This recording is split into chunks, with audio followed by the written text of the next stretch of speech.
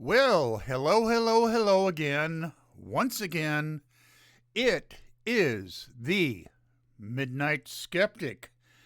The show that I'm recording right now on KPCA is going to be loosened on the world this coming Sunday, as usual. It'll be the 2nd of March at the usual time, 9 p.m. Pacific Standard Time, midnight over on the East Coast. And it's going to be kpca.fm worldwide and locally, meaning Sonoma County, essentially, 103.3 FM. And YouTube, as soon as I get done recording all this and downloading it to YouTube, it'll be available to all my thousands and thousands of fans out there. Okay. Today is Thursday. This is being recorded on the 27th, Thursday. And right now it's about 2:45. And, okay, here's my opening rant. In my own small way, and this is a small way, here on Petaluma Community Access, I will continue through this radio and YouTube outlet to try and rid this country of all Republicans, MAGA heads, conservatives, Christian conservatives, and fundamentalists, or as I call them, Jesus screamers. I know.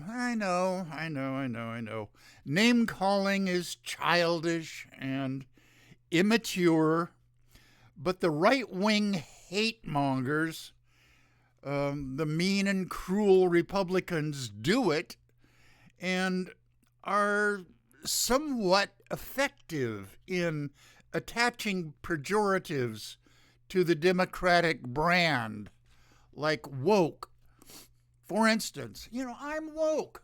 I enjoy accepting various diverse peoples into my life, talking to them, finding out what their opinions about things are. And I'll have a little bit to say about DEI and the Republicans' anti-DEI attempts later on in the show.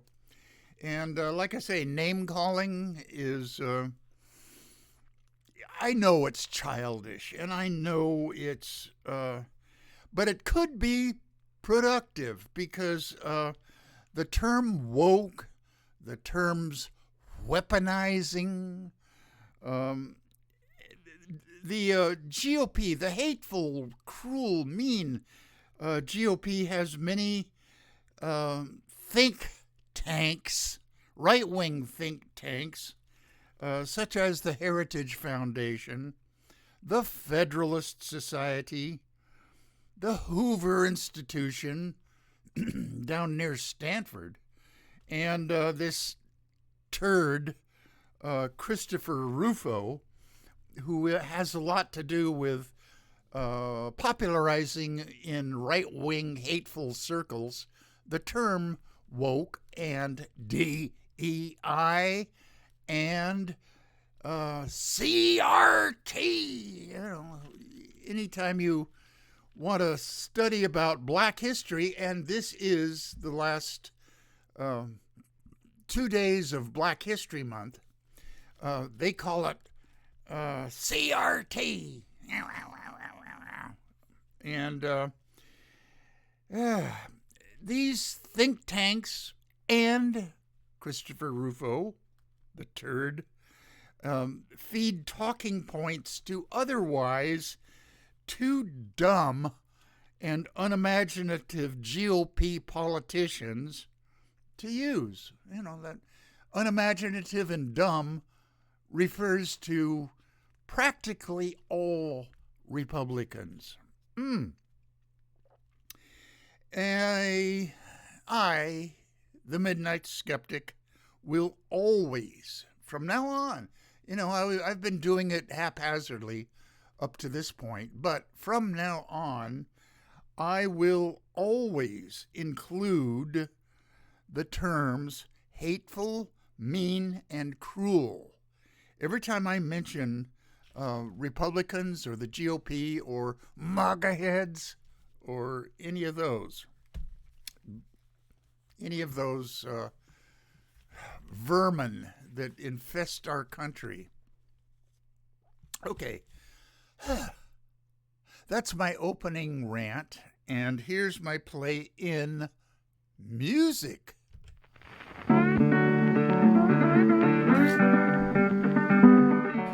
You are listening to KPCA LP, Petaluma, California, at 103.3 FM and worldwide at www.kpca.fm. And this is the Midnight Skeptic. The views of the Midnight Skeptic are not necessarily the views of KPCA or any of its affiliates.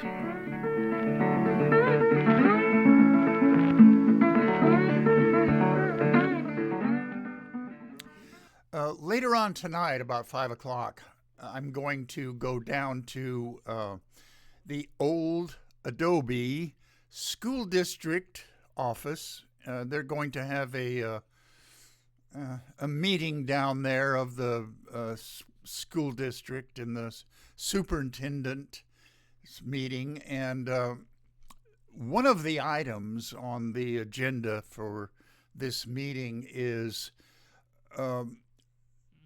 reading and books. And I gather from my local sources that there's going to be a few people, I have no idea how many, who are going to object to some of the books on a list. And I'm not sure what it is. Renee Ho, H-O, she is the founding light of Amor para Todos, meaning love for everybody. And I think one of her kids is a transgender kids, but she is an advocate for the LGBTQ community, especially the trans community here. And I'm going to hold up to the camera right now this little sign. Yeah, there it is. There it is. It's something I got about 7 or 8 years ago when I went into San Francisco for a pride parade. And the ACLU was handing these things out. And, I've just hung on to it all these years. And I'm going to take it with me. And, I'm not going to wave it in anybody's face. But they will, whoever's interested will know where I stand on the issues at hand. Okay. Again, I'm going to try my best to, every time I mention Republicans, the GOP, conservatives, Christians, conservative Christians, fundamentalist Christians, and essentially all religions. I'm not specifically picking on Christians, although they're the, well, I don't even want to say they're the worst offenders as far as the spreading of hate. I think the Islamic religion, in a lot of its iterations, is a worse religion. All religions are misogynistic, first of all. Let's get that straight. And I am not just not religious. I lean toward anti-religion. anything that I can do in my own small way to mitigate the hateful, cruel, mean effects of religion on this planet, I'll do it. And so, okay, I don't want to go into another rant before I do my shout outs, and I'm going to try to get through the shout outs as quickly as possible because it tends to take time away from things that I want to talk about. And okay, locally, and not all locally, but okay, Sandy Fisher up in Sonora, I guess she's an occasional listener in. Sadie Birdfeather, which she's about 3 blocks away from me, and a very good bird photographer. Art Kutznets, who I met through B'nai Israel Temple here in Petaluma.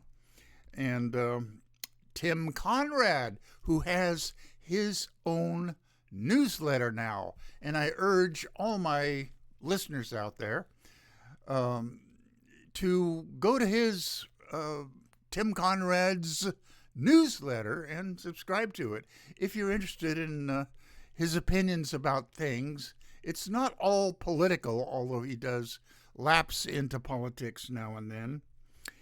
Tiffany Gleason, I've mentioned her before. She's another one of the Sonora crowd. Her dad, John Gleason, lives up in Twain Harte, and Tiffany is a professor of African Studies. Now, I haven't been in contact with her regularly, so I don't know what college she's teaching at, or if she's teaching right now. I don't know, but she did a lot of her graduate studies in the country of Benin in West Africa, and she speaks Yoruba, Yoruba. She went to Somerville High School. There's 2 high schools, or there were 2 high schools up in Tuolumne County. Sonora High, where I went, and Somerville, which is over in the town of Tuolumne. I think there's 1 or 2 other small high schools up in Tuolumne County now. But anyway, she went to Somerville, played on their volleyball team. Okay, Project Censored. Mickey Huff, the guiding light behind it now, he didn't start it. It was started at Sonoma State, where I went for about 3 years, studying for my master's in history. Peter Phillips, I don't know that he started it, but when I went to Sonoma State, this is back in 1999, 2000, 2001, 2002, his office was right down the hallway from the history department office, and I would stick my head in there and say, hey, Peter. And we went out and had a beer a couple of times. And a very interesting guy. But now it's Mickey Huff back at Ithaca College, and Shaylee Voitel, Voitl, is back at the college too with Mickey. I'm not sure what her actual duties are with Project Censored. And then Nolan Higdon and Mickey,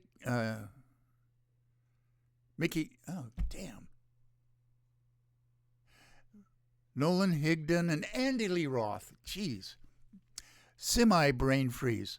Okay, they're both at UC Santa Cruz right now, and they're both history professors. And, John at the Aquas Cafe, who has, if you're local, or even from out of town, drop by the Aquas Cafe. It's a great place to hang out. They have breakfast, lunch, and dinner. They close, I think, at 8, but it's light fare. And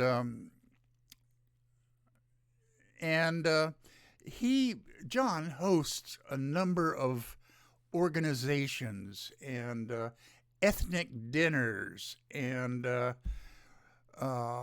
poetry readings and music. You got to go on their calendar to find out what's going on. But he also, twice a year, hosts Drinks with Shrinks. And the next one coming up is the 12th of next month. And it's a fun gathering. You know, I am not a shrink. In other words, I'm not a licensed psychotherapist, even though I got my master's in psychology, clinical psychology, way back in 1979 at John F. Kennedy University over in Pleasanton. They've closed down, and they had a campus down in the LA area somewhere, and I'm not sure whether that one is still going on or not. I started going there in 77, 78, and 79, and one summer session. I'll talk to you about their parapsychology department sometime. Yes, they were weird there, and I admit it. But I was into it so much that I shouldn't drop out. But in 1979, I met my wife, Patty, and that kind of sealed the deal. I didn't go for my PhD back then. I settled for my master's, and I can't do anything with it really except become a licensed social worker. Not to denigrate that, but it just wasn't what I was shooting for. And I had to concentrate on working for a living because I'm married now, and little ones would be on the way. Where am I? I'm off my notes, of course. Rabbi Ted Feldman of B'nai Israel. And I learned a lot. My wife is Jewish. I'm not. And we went down there for a lot of his night courses and dinners celebrating various Jewish holidays. And so I am a bit down on the Zionist movement, and I'll devote a goodly portion of some upcoming show to my take on Gaza, Palestine, who gets what, who should have what, and so on and so on and so on. Okay, Ralph Scott of Squeaky Cheese Productions, an audiobook production company. I met Ralph Scott 8 years ago when Petaluma Community Access was organizing the new radio station, KPCA.FM. There were a bunch of us that went to this organizing meeting. My son talked me into going down with he and his DJ wannabe friends. And Rob Tomaszewski, the station manager, shout out to him, came around with his clipboard asking, what type of music did you guys want to play and be a DJ for? And, he worked his way around to me. I had met him a couple of times before. And he said, Dave, hey, how you doing? What kind of music do you want to be a DJ for? Well, I didn't see myself as a music DJ. My taste in music is rather bizarre and disjointed, not fitting into any particular genre. Anyway, I said to him, well, I could probably do a late night talk show. And he said, fine, what do you want to call it? Okay, at that time, I was a part of the Skeptics community. It's a worldwide organization of people who don't believe in things like UFOs, Bigfoot, crop circles, mind reading, communication with the other side. Ooh. And shout out to Susan Gerbic, Gerbic. She is a buster of mediums. Yay! We need more people like her. And she has coined the term grief vampires. Perfect. Okay, who else?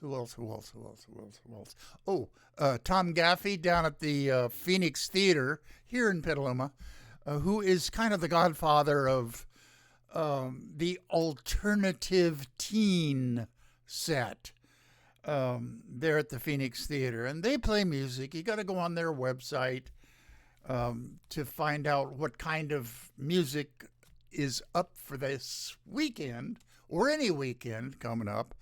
Mostly it's grunge and metal. Okay, all right. Now, more shout outs locally. Dave and Rosita, Kevin and Lori, Rich and Kathy over there in Sebastopol. Okay, back here in Petaluma. Did I hit everybody here in Petaluma? I think I did. Okay, down the peninsula ways to Tiburon, Dennis and Megan. San Francisco, Yvonne and Rick. And then over to Pacifica, Stan and Kathy Gustafson. He's a retired Daly City attorney. And then down to L.A., we are at Aunt Jackie's place. And her daughter, Samantha, who's, I think, a kindergarten teacher down there. And Samantha's little boy, David. And Samantha's sister, Melanie, who is, I think she moved to Austin, Texas, a little blue island in a red sea of hate in Texas. Arkansas, Shannon Reed, over to Florida, Nelson and Alice Liddell. He's a retired United States Public Health Service officer. And his specialty, and he even wrote a textbook for this subject that Harvard uses or used to use. It's probably outdated by now, but his specialty was breathing apparatuses and face masks. Yeah, just in time for the COVID-19 pandemic.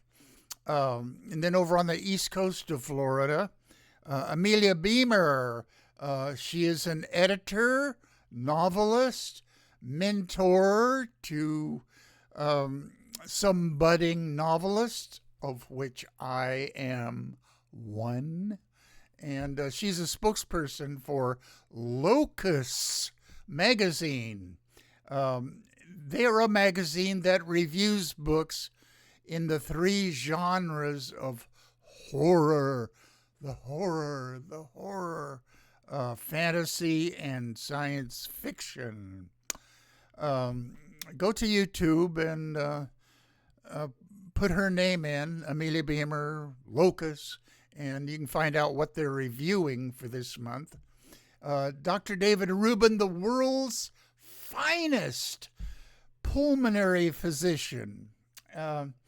He and I roomed together back in 1977 and 78. At the time I started back to going for my master's in psychology over at JFK University. He eventually got married to his sweetheart here in San Francisco. I was best man at their wedding, and he ended up being best man at mine. Anyway, moved to Chicago, more research, more clinical hours, and then he finally retired from that. Went to work for GlaxoSmithKline back in Raleigh, Durham, North Carolina, and set up drug tests, and to see whether the side effects were worse than whatever the medicine was trying to cure.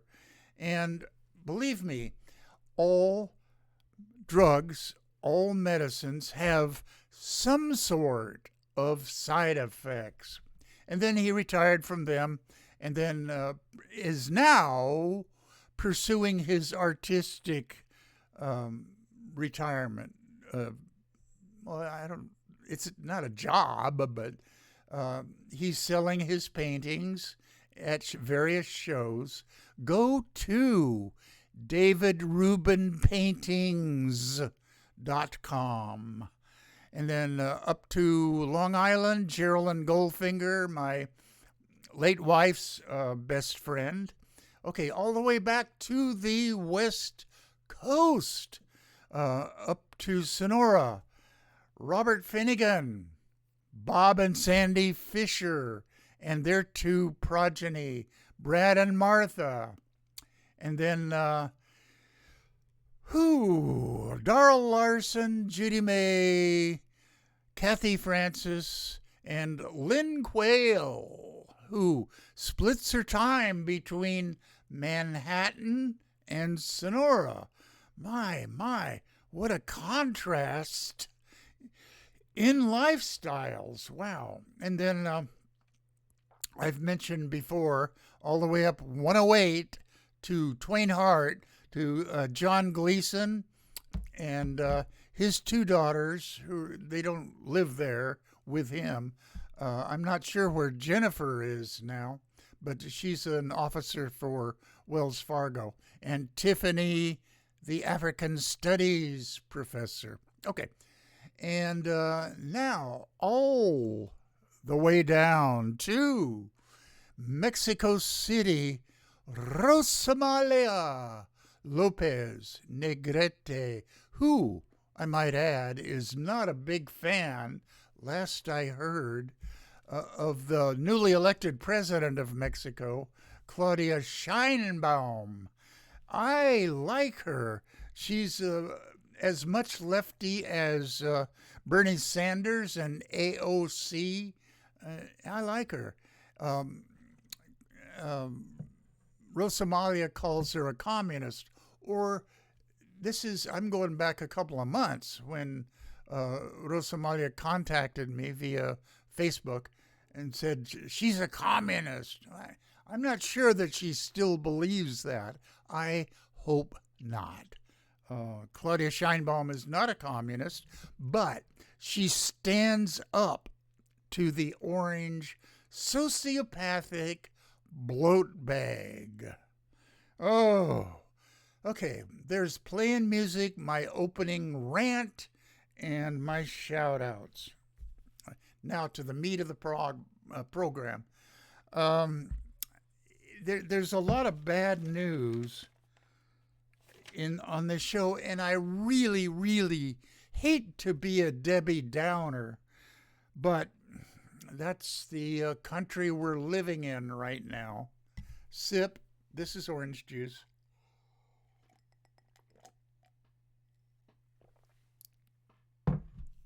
Okay. Charlie Sykes, who is a Democrat, a progressive liberal. Oh, no. I'm jumping ahead too far. Okay, bad news. At a MAGA rally recently, the crowd, can you believe this, cheered at the mention of Vladimir Putin and booed Ukrainian President Zelensky. This is how far gone the Republicans are. Okay, Charlie Sykes, in his commentary, said, quote, "The sound of Americans cheering Vladimir Putin at a Trump rally should disgust everyone. But it's a sign of how corrupt the Republican Party has become that they boo Zelensky and cheer Putin at the orange sociopathic bloatbag's behest."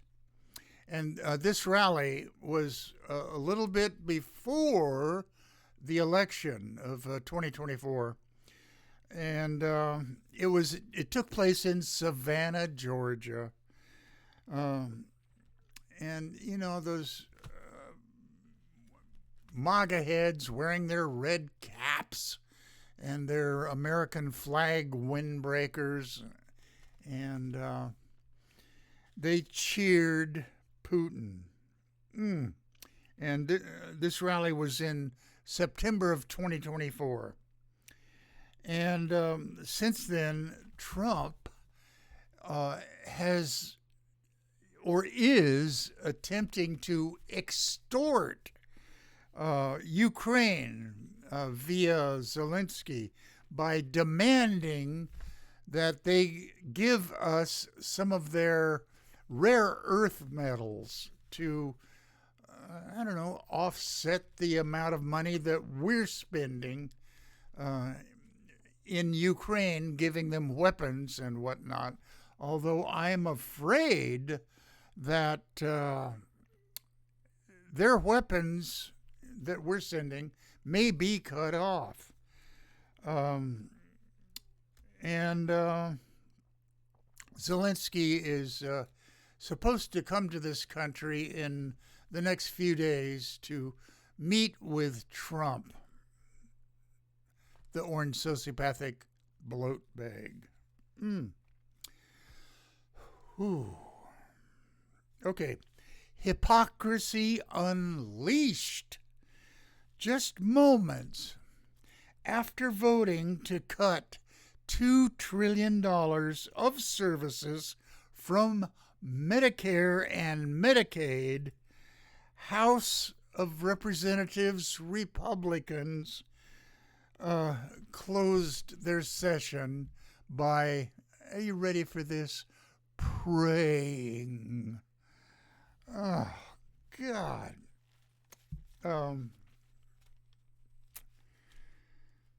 What hypocrites. They prayed in a moment of silence, down on one knee, pinching their bridge of their nose, some of them raising their hands to the Lord. Good quote. Quote, "When speaking with a person like French President Macron, if it becomes so very clear how diminished the orange sociopathic bloat bag is, glaringly ill-informed, illogical, untruthful, not commander-in-chief material." Well, where's this quote come from? Admiral Mike Franken, retired. And he's right on everything he said about the orange sociopathic bloat bag. Deep breath.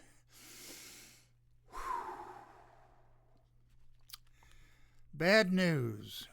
The orange sociopathic bloat bag and Pete the drunk Hegseth, our Secretary of Defense, it pains me to mouth those words, have directed the Pentagon to kick out currently serving transgender service members who don't meet certain requirements. Now, the article I got this from didn't exactly specify what these certain requirements are. Okay.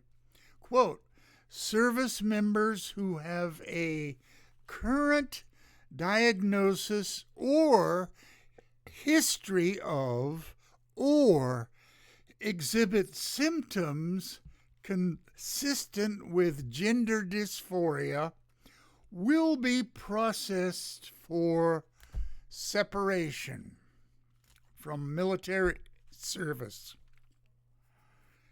This is a memo from the Pentagon in a lawsuit over the Pentagon's policy. The lawsuit listed this memo as part of the lawsuit. It's a lawsuit brought by a half a dozen or so military personnel who are trans and a couple of transgender people who had wanted to join the military. Okay, we'll see how it comes out. I will try to keep you informed about this. The Department of Defense only recognizes two sexes, male and female. An individual's sex is immutable and unchanging during a person's life. Boy, do I smell Christians in that statement. The stench of Christianity settling over this country's government like a vast, bloated, gray fog of hatred. How's that for being a poetic rant? There is about 14,000 transgender troops serving now. In the lawsuit, U.S. District Judge Anna Reyes said the orange sociopathic bloat bag's executive order is, quote, arguably rampant with animus.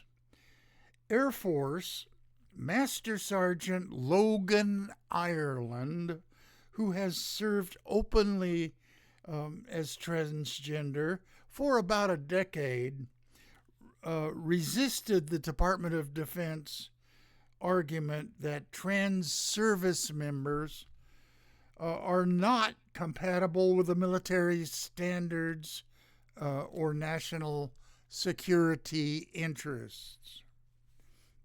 And this is a quote. Thousands of transgender service members like me currently occupy critical roles, many requiring years of specialized training and expertise.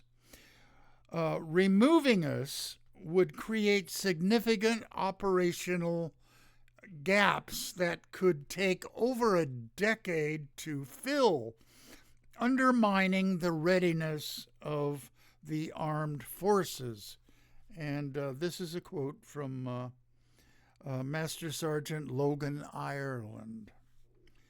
Judge Reyes, considering whether to block the orange sociopathic bloat bag's executive orders, said, quote, the divisive language sprinkled throughout the executive order demonstrates that its mandate stems from negative attitudes, fear, and irrational prejudice rather than legitimate military needs.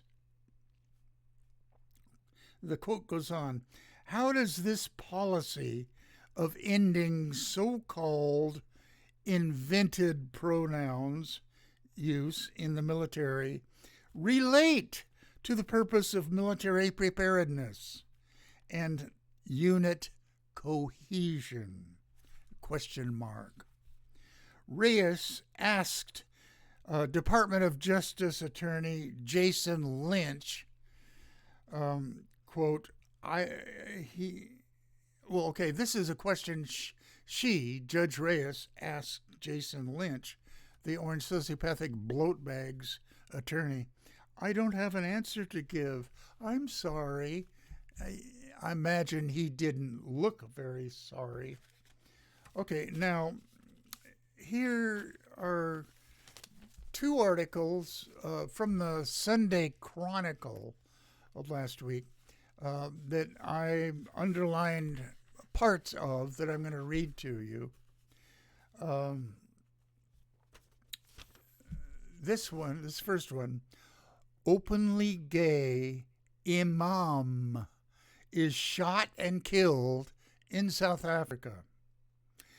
Okay, a South African imam who devoted his life to promoting gay rights and tolerance for LGBTQ Muslims was shot and killed in the coastal city of Gqeberha on Saturday, the police said. Mushin Hendricks was credited by some as being the world's first openly gay imam, which is a Muslim religious leader. In 2018, he founded the Al-Ghurbaha Foundation, a nonprofit that provided support services for Muslims around the world. Okay, I'm going to skip ahead. Okay, on social media, there was some picture recording in which a hooded man emerged from a pickup truck and fired shots through the windows of a car in a residential area before speeding away. Coward. The video has not been verified by the New York Times. Okay, Mr. Hendricks, the dead imam, was a prominent supporter of gay people in South Africa, which in 1998 became the first country in Africa to decriminalize homosexuality when the Johannesburg High Court ruled that existing sodomy laws violated the post-apartheid constitution. Okay, so much for that. Okay, another article. And this is about a columnist, the columnist for the Chronicle, Joe Garofoli, wrote this column, and it's in sort of a response to the orange sociopathic bloatbag's hatred of the LGBTQ community. I shouldn't just say the orange sociopathic bloatbag. All Republicans have animus toward the LGBTQ community. Okay.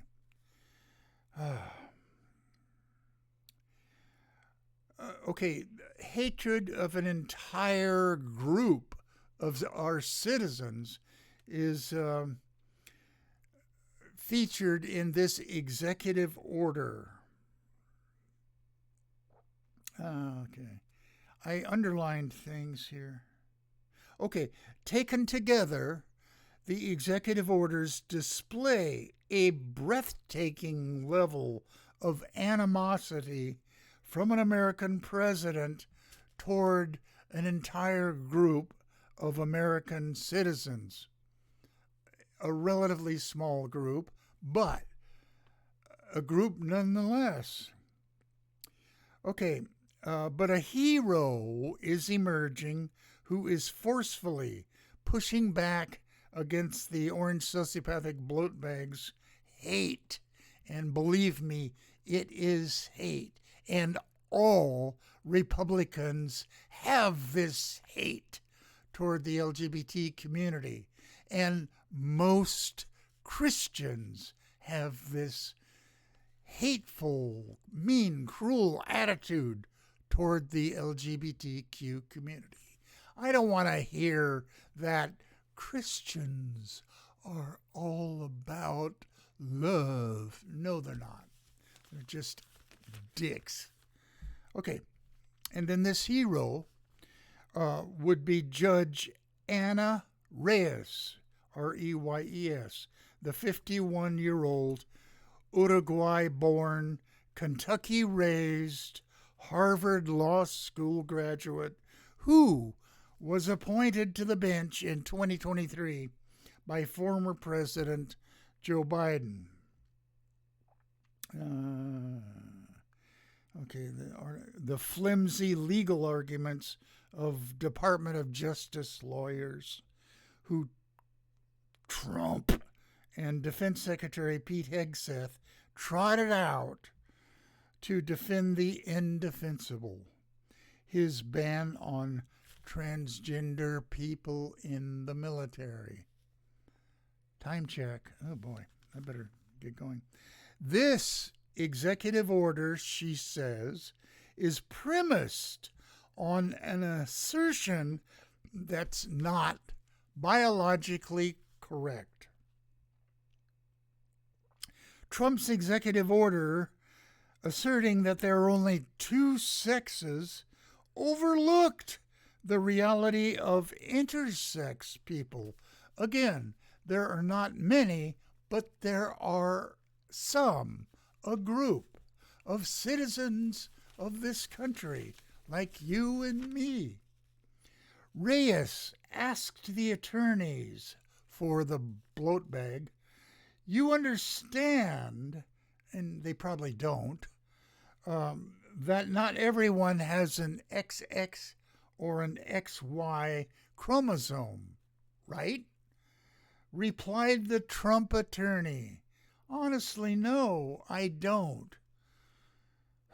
And neither does Trump.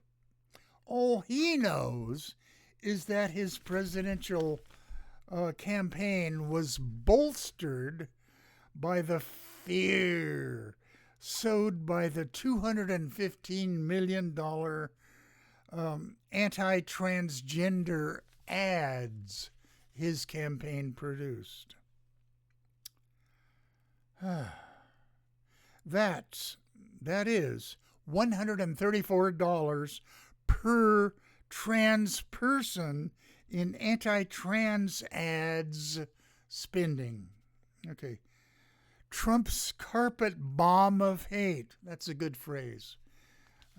Joe Garofoli, I applaud you for that one. Carpet bomb of hate caught fire.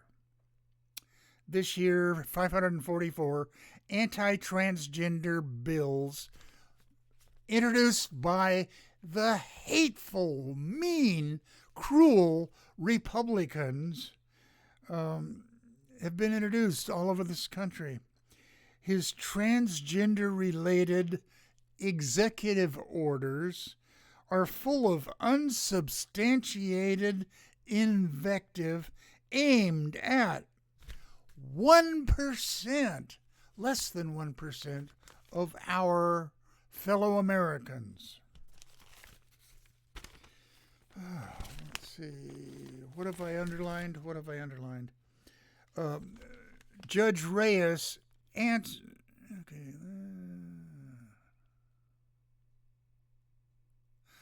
she asked the lawyer, does that language express animus? The Trump government's lawyer didn't respond yes or no. He should be held in contempt for that.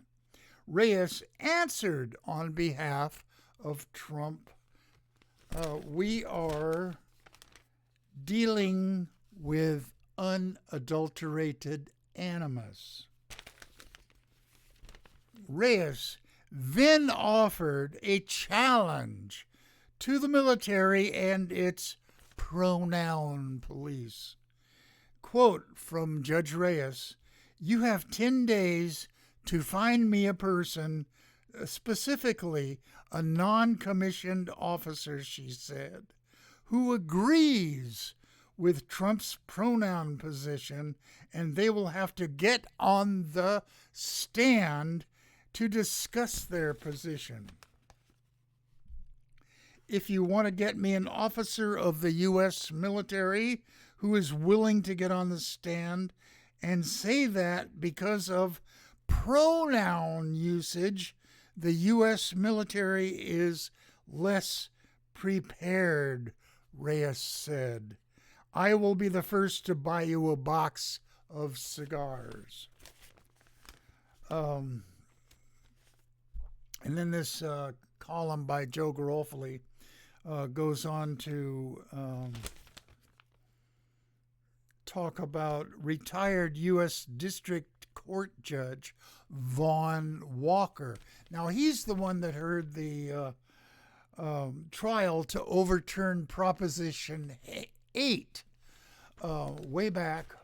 I don't have the date of it, but it overturned the prohibition against same-sex marriage that was put forth by the mean, cruel, hateful Republicans here in California. It would never go anywhere nowadays. The Republicans in California are essentially an afterthought. No right-thinking person will ever admit that they're a Republican now.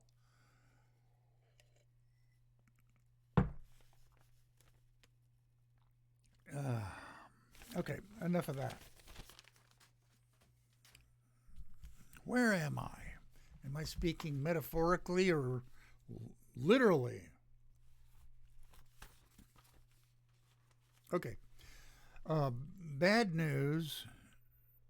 The Orange Sociopathic Bloat Bag Administration attacks on DEI. The purpose of that is reversing the civil rights movement. DEI is diversity, equity, and inclusion.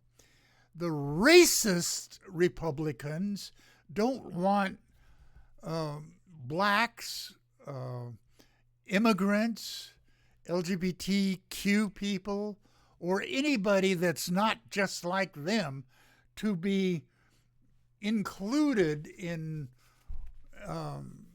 federal jobs,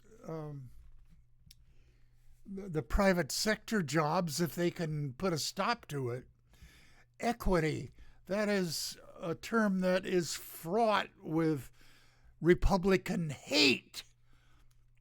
And inclusion, that's like asking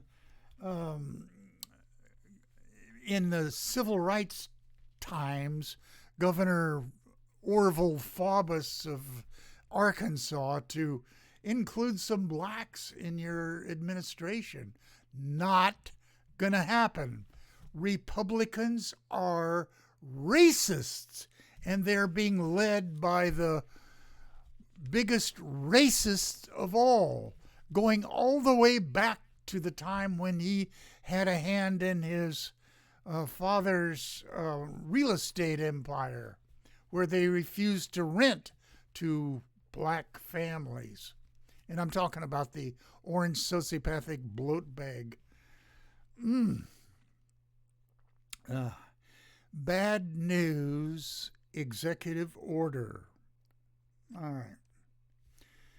And the title of this executive order is Protecting Children from Chemical and Surgical Mutilation. Okay. The executive order by the Orange Sociopathic Bloat Bag is from January 28th of 2025. Okay, now this is direct wording from this executive order. Quote, across the country today, medical professionals are maiming and sterilizing a growing number of impressionable children under the radical and false claim that adults can change a child's sex through a series of irreversible medical interventions. Countless children soon regret that they have been mutilated and begin to grasp the horrifying tragedy of not being able to conceive children of their own. Okay, then going down in this executive order, they clarify the meanings. Quote, child means individuals under 19. They would make it 30 if they could. Okay. Child means individuals under 19. Oh boy, I gotta hurry. The phrase chemical and surgical mutilation means the use of puberty blockers, including GnRA agonists to delay the onset of puberty, the use of sex hormones or gender-affirming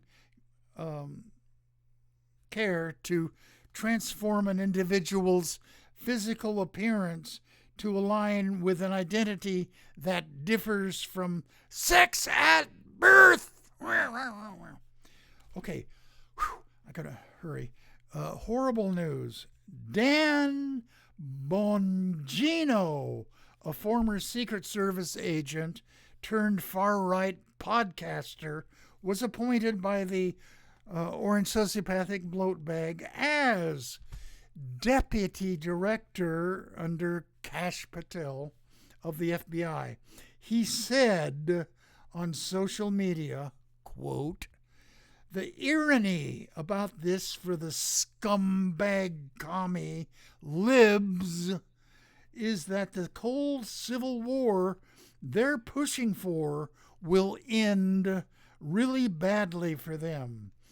Liberals have been playing at revolution and would now get a taste of the real thing. They're not ready for what comes next. Okay, now this is an example of right-wing, radical, hateful name-calling by Republicans. Oh, God, I gotta go. Finally, good news. Organic farmers and environmentalists have sued the Agricultural Department on Monday, 2/24, over its scrubbing the references to climate change from its websites. Oh, it's 58 now, seconds. Okay. That's all the time I'm allocated by kpca.fm. Play out music.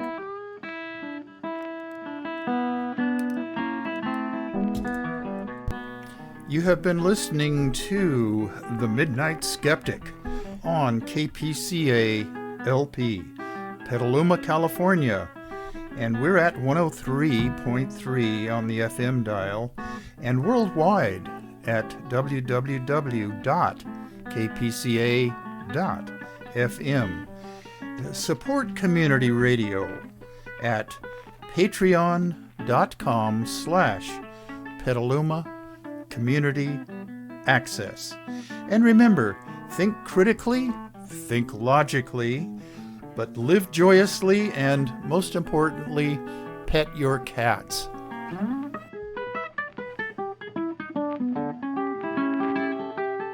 Yes, yes, yes. Pet your cats. I'll see you all next week.